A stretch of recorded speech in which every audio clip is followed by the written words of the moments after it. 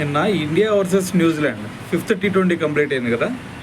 ఈ మ్యాచ్లో ఒక్కసారి మనం ఇషాన్ కిషన్ బ్యాటింగ్ కనుక చూస్తే న్యూజిలాండ్ బౌలర్లకి చొక్కాలు చూపించాడనే చెప్పాలి. ఎందుకు భయ్యా అంటే ఒక్కసారి అతను కొట్టినటువంటి స్కోర్ చూడండి, కేవలం 43 బాల్స్లోనే ఏకంగా 103 రన్స్ కొట్టాడు.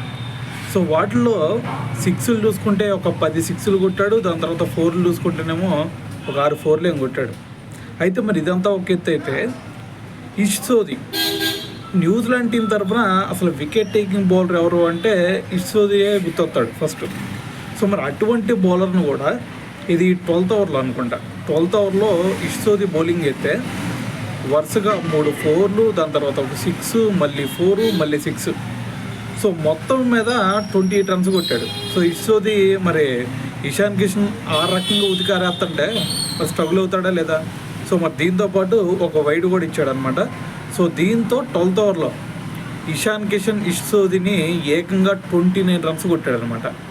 అయితే మరి ఇదే బీభత్సం కనుక మన T20 వరల్డ్ కప్లో కనుక క్రియేట్ చేయగలిగితే, ఒక పక్క నుంచి అభిషేక్ శర్మ, ఇంకో పక్క నుంచి వచ్చేసరికి ఇషాన్ కిషన్.